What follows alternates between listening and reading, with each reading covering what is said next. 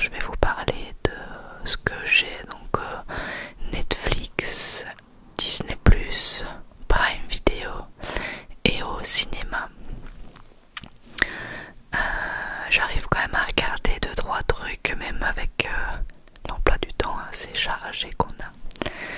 Et j'avais envie de vous partager ce que j'ai regardé dernièrement. Parce que ça donne toujours des idées quand on s'ennuie et qu'on ne sait pas quoi regarder.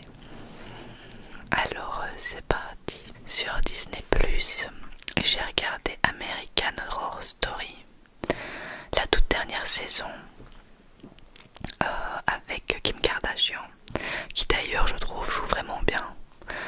Enfin moi ça m'a pas choqué qu'elle joue, en tout cas qu'elle se teste, qu'elle s'essaye au jeu d'actrice. Moi je trouvais que ça m'a pas choqué, j'aimais vraiment bien, mais quand j'ai regardé il y avait que 5 épisodes de sortie. D'ailleurs je me demande si les autres épisodes sont sortis, je vais regarder tout de suite. Je ne sais pas.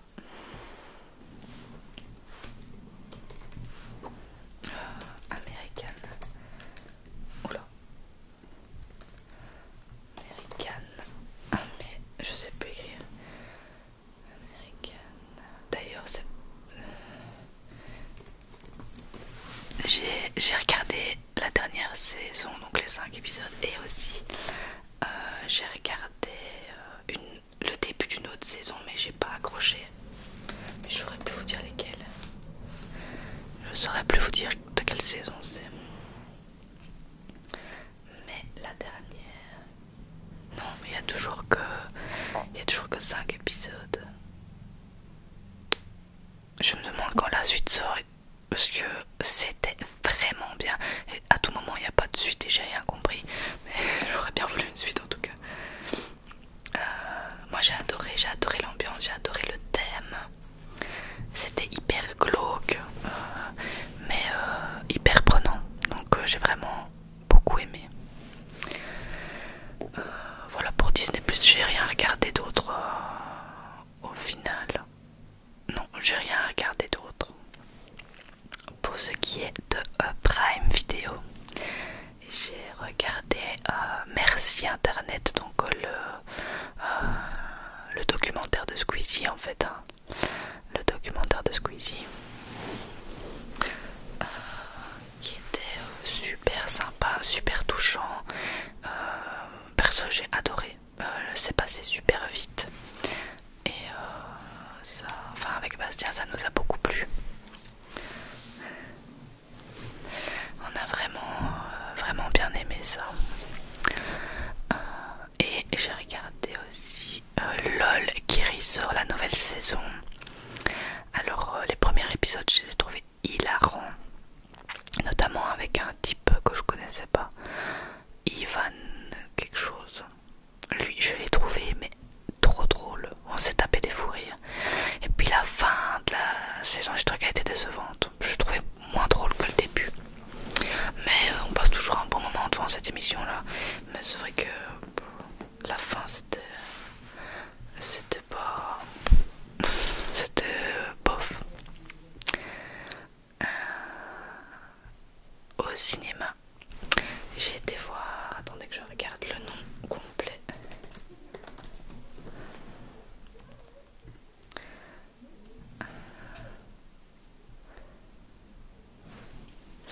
Donc c'était Hunger Games, la balade du serpent et de l'oiseau chanteur. On a été, parce qu'on faisait un exercice à Nana, on était toujours de l'autre côté à ce moment là.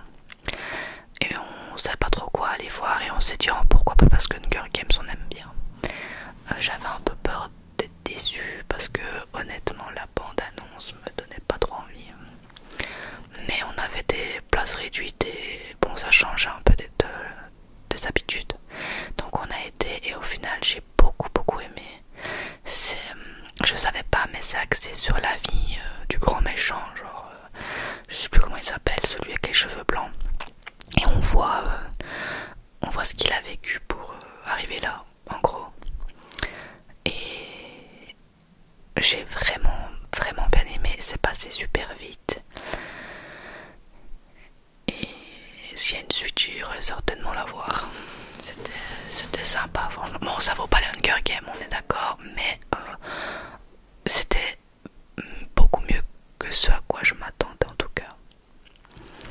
C'était prenant et j'aimais bien les personnages et évidemment l'histoire. Et non, ça, j'ai vraiment passé un bon moment, j'ai bien aimé. Je trouvais ça bien sympa. Et ensuite, sur Netflix, je regarde parce qu'il faut que je me remémore le truc. Ouais, j'ai regardé Une famille presque normale. Très très sympa. J'ai bien aimé, je trouvais que les acteurs étaient vraiment bien et j'étais à fond dans l'histoire. Ouais, j'ai vraiment beaucoup aimé.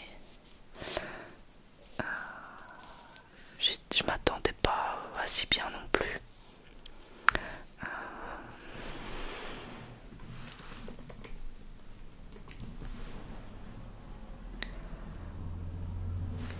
C'est en fait l'histoire d'une famille pas normale. Et donc le père est prêtre, la mère est avocate. Et on suit la fille Stella qui a 19 ans. Et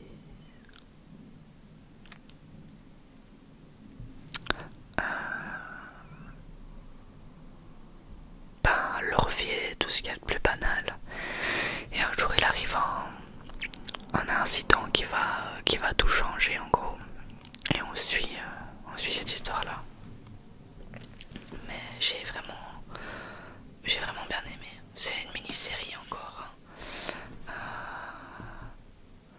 Ensuite on a regardé Berlin.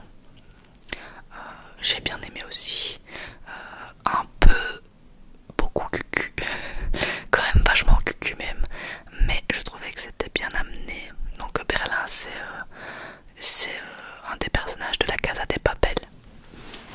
Et on suit le personnage avant le casse de la Casa de Papel. Et on voit qu'il en faisait déjà avant. Et il y a des nouveaux personnages qui sont super sympas. J'aime beaucoup les acteurs qu'ils choisissent dans ces séries là. Et évidemment j'adore l'acteur de Berlin, donc c'était vraiment cool. Mais c'est vrai que il y a beaucoup de trucs à l'eau de rose. C'est fort cucu quoi. Mais ça m'a pas dérangé au final. Et on a regardé la série assez rapidement. C'était divertissant. Après j'ai regardé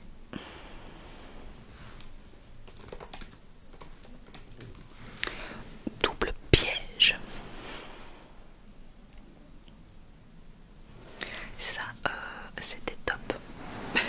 En fait j'ai tout aimé de ce que j'ai regardé pour l'instant. On suit une ancienne soldat américaine, Maya, qui en fait voit son mari se faire assassiner sous ses yeux. Et ensuite, elle continue sa vie. Elle voit que elle met une caméra pour surveiller sa fille en fait. Et elle voit que dans cette caméra, son mari apparaît alors qu'elle l'a vu mourir sous ses yeux. Et donc s'ensuit une enquête un peu pour voir comment c'est possible, est-ce qu'il est vivant ou pas, qu'est-ce qui se passe, enfin voilà. Et c'était très sympa. J'ai bien aimé. Maintenant les acteurs j'ai trouvé un peu moins bons que dans les autres trucs que j'ai regardé, mais sympa quand même. Après j'ai regardé Le Cercle des Neiges, j'en ai entendu parler un peu partout sur Netflix et tout. C'est l'histoire de personnes qui ont pris l'avion. Cet avion s'est crashé dans les montagnes et ils ont dû survivre. Mais c'est une histoire vraie, c'est basé sur une histoire vraie. Ils ont dû survivre hyper longtemps, je sais plus combien de temps, au moins plus d'un mois, je sais plus. Enfin, très longtemps, même si pas 3 mois en fait, je sais plus. Mais bon, sans avoir des habits d'hiver, sans avoir de nourriture, sans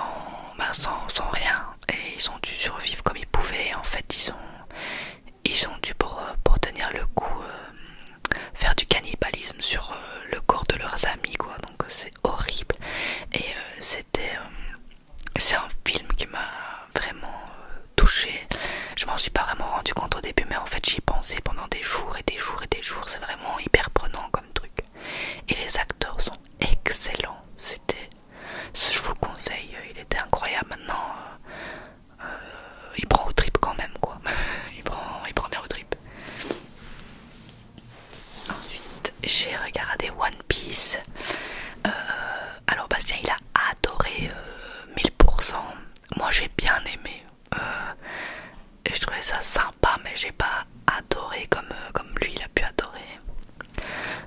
Mais ouais, c'était divertissant, mais je sais pas, je trouvais qu'il manquait un truc ou que les personnages étaient peut-être pas, les acteurs étaient peut-être pas assez. Je sais pas, ça m'a pas mis dedans à 100% que Bastien il était vraiment à fond. Mais moi bof, moi bof. Je regarde avec plaisir, mais je me réjouissais pas autant que lui quoi. Par exemple la sœur de Bastien qui adore les animés, les trucs japonais, elle a détesté, donc ça dépend vraiment. Il y en a qui adorent, il y en a qui détestent. Mais moi j'ai bien aimé et je regarderai la suite, ça c'est sûr. Ensuite j'ai regardé Griselda. Griselda c'est basé sur une histoire vraie aussi. Ouais, One Piece je vous ai pas expliqué, mais enfin c'est basé sur le manga hyper connu d'un jeune qui veut être pirate en gros, qui cherche le trésor ultime si vous connaissez pas. Puis j'ai vu Griselda qui est une mini-série sur l'histoire vraie d'une baronne de la drogue aux États-Unis. Et ça par contre j'ai moins aimé. J'ai pas réussi à accrocher au personnage ni à l'histoire, je trouvais que c'était pas super bien fait. C'était intéressant de connaître l'histoire de la femme, mais je regardais sans regarder, je faisais autre chose à côté quoi. Et c'était pas le plus fou, ça bof. Par contre après j'ai regardé Painkiller et ça mais j'ai adoré, adoré. Painkiller. Donc c'est une mini-série aussi. J'adore les mini-séries parce que c'est plus long qu'un film, mais c'est pas trop long et il y a une fin. Et ça j'aime bien. Donc en fait c'est une mini-série sur le scandale des opioïdes, des drogues aux États-Unis en gros. Et c'est surtout basé sur le médicament, un médicament qui est antidouleur mais qui est hyper puissant et qui est un dérivé d'une drogue en fait.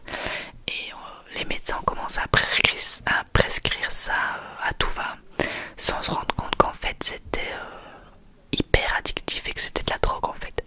Et il y a eu à cause de ça une crise des opioïdes et on suit en fait le gérant, le directeur de pharmaceutique là de ce cachet qui a réussi à mettre ça sur le marché alors que c'est hyper mauvais, hyper dangereux. Et on suit aussi les personnes qui vendent ce cachet, on suit les personnes qui prennent ce cachet sans savoir que c'est de la drogue, mais qui commencent tous à se rendre compte, sauf le directeur qui le sait depuis le départ, mais les autres commencent tous à se rendre compte petit à petit que c'est horrible en fait et que ça aide pas tant que ça les gens, ça les tue énormément aussi. Plus que ça ne les aide à mon avis, et ça les rend addicts et ça leur fait perdre toute leur vie. Et c'était très prenant et très bien fait et très bons acteurs aussi. Je vous le conseille, franchement j'ai adoré. Et puis là c'est deux séries que je suis en train de regarder mais que j'ai quasi fini. Enfin non peut-être pas là. Donc Love is Blind, il me reste qu'un seul épisode. J'ai regardé la toute dernière saison qui est vraiment bien, hyper addictive comme tous les trucs de télé-réalité. Et j'aime beaucoup cette série, je sais pas pourquoi, mais enfin cette série, cette télé-réalité. J'adore analyser le comportement des gens et voir pourquoi ils réagissent comme ça, et ça me fascine, genre de tomber amoureux de quelqu'un sans le voir et de vouloir se marier 3 jours plus tard même si on le trouve dégueulasse. Je trouve qu'il y a quand même une importance dans l'attirance quoi. C'est évidemment, je trouve ça génial parce qu'il y en a on voit qu'ils se trouvent et que c'est des âmes sœurs et tout, mais il y en a aussi on voit que ils s'adorent dans les capsules et quand ils se voient c'est juste des amis en fait parce qu'ils s'attirent pas du tout. Et enfin j'adore analyser ça et en plus il y a tous des trucs de gossip et tout, donc moi j'aime bien regarder ça de temps en temps. Je regarde pas tout le temps mais de temps en temps j'aime bien. Et la dernière série là j'ai regardé que 3 épisodes sur 8 je crois. C'est Avatar, le dernier maître de l'air. Alors il faut savoir que je suis une fan du dessin animé Nickelodeon que j'ai fumé, que j'ai regardé je ne sais combien de fois. Je faisais les marathons, des fois il y avait une journée complète de marathon Avatar, je regardais tout, ma mère devenait folle. Et ils en ont fait du coup une série que je trouve incroyable, que ce soit au niveau du visuel, c'est magnifique, et au niveau de l'histoire je trouve que on reconnaît bien les personnages, c'est bien, comment dire, ça a bien suivi le dessin animé quoi, pour l'instant du moins.